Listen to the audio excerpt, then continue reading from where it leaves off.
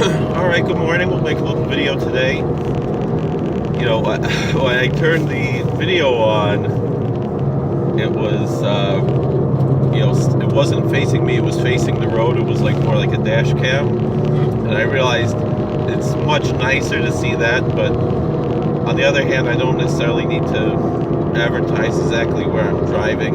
So that's the only reason why I turned it back to my face. But it's a very nice drive, Baruch Hashem. Beautiful, beautiful Niflas Abare. So we've been talking about the daily devotions of the Orthodox Jew, the Hasidic Jew. Yesterday we discussed in general the idea of having daily devotions, whatever your religion is, and the benefits that brings to life in general. So now I wanted to get, to educate those who might not know, even though a lot of people know about this already, to discuss what are the daily devotions of the Orthodox Jew.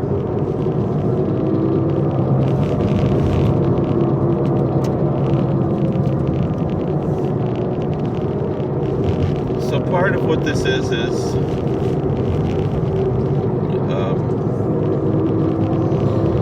Tallis and tefillin. So I think that's what we'll talk about today, especially since I had a discussion with someone on Facebook this morning about tefillin. It's worthwhile to discuss what these things are. Now, when it comes to tefillin, I remember there was a guy who used to be on YouTube, very funny, kind of like a Jewish Andy Milonakis. People think Andy Milonakis is Jewish, he's actually Greek, but he has a lot of Jewish friends. But the guy, Chef Dave, he told some kind of story like, oh, the rabbi told him you have to put tefillin. So then the guy said, well, what's tefillin? He said, phylacteries. He said, oh, phylacteries. Although I had the experience once where a repairman came to my house and he was a devout Christian, and I was just finishing up davening, and he's like, wow, are those phylacteries? So he knew what phylacteries were, and he had never seen them, and here,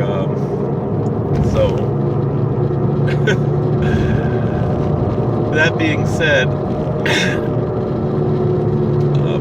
so we have the Tallis. We have a mitzvah that when we wear a four-cornered garment, we're supposed to attach tzitzis to the four-cornered garment. It's a matter of dispute, essentially, whether or not we are obligated to specifically go out of our way to put on a four-cornered garment in order to fulfill that mitzvah of tzitzis. Not really a matter of dispute, but it's something people are not so clear about, so we'll explain exactly what it is in a simple way, even though there are many different ways we can explain it. So simply stated, if you wear the four-cornered garment and it doesn't have tzitzis, then you're mevatel mitzvah saseh. That means that you are failing to fulfill a positive commandment. And it's close to being a sin to wear a four-cornered garment without tzitzis. So therefore, if there is something that could be considered a garment that might be considered to have four corners that generally would not have tzitzis on it, the custom is to round off one corner of the garment. So an example of that would be the Prince Albert frock that is worn by many Litvish rabbis and some Hasidic rabbis, and as well as by married men in the Lubavitcher Hasidic community. It's often called a kapota, sometimes called a sirtuk. That's more Lubavitcher word. I don't know where that word sirtuk comes from.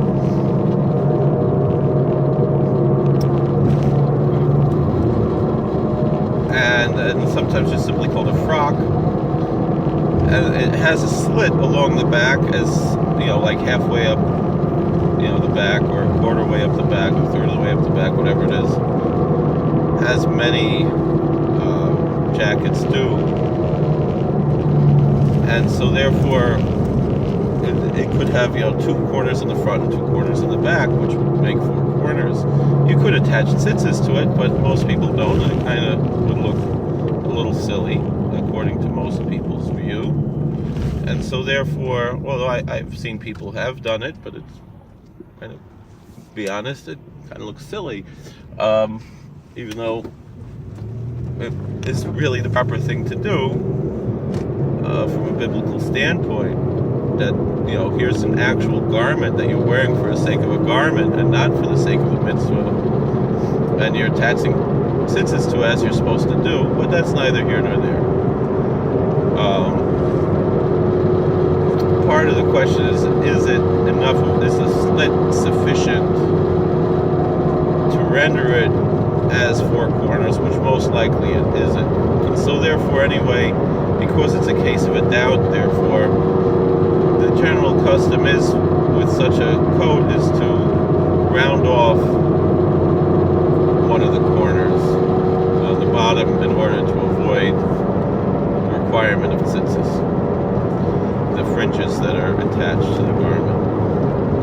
And so what do we, then you see some of these people who want to wear like biblical style clothing, and so they'll wear robes or something and attach tzitzis to it, which is the original, ancient way, most likely, but also most likely was not something that was done, let's say, in the time of Chazal.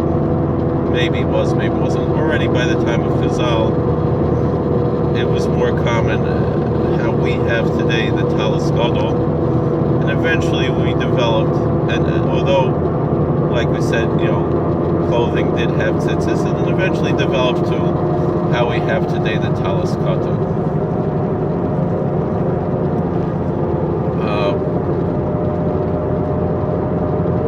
So what exactly, how do we define that, and how do we approach that? So, the Tallis gadol is what most people are aware of, the Tallis, the prayer shawl, which, envelops the body, and one wraps the body in it, which seems to be the way that one is supposed to wear. And I saw recently a description of how Muslims make the Hajj, and they're supposed to wear certain garments when they make the Hajj that are kind of similar in the way it's wrapped to something like that, and it's interesting because when we describe how we wrap ourselves in the Tallis, it's called Atifas Ishmaelim, that it's in the Arab style or the Ishmaelite style of wrapping oneself in a garment, although they don't put tzitzis on their garments, they don't put the fringes.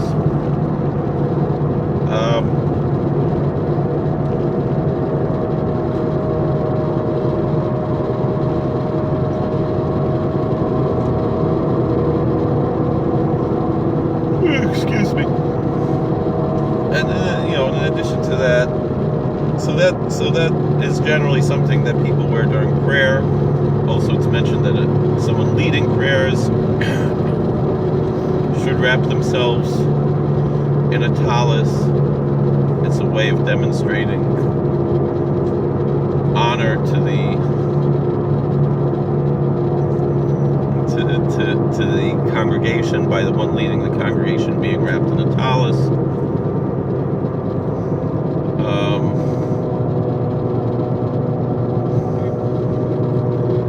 And then we have also, and this is something that's worn during prayer generally, although some more pious people might also wear it during study, particularly if it's study that's right after prayer. To wear it all day is, a practice of certain extremely pious people, but it's not a typical practice.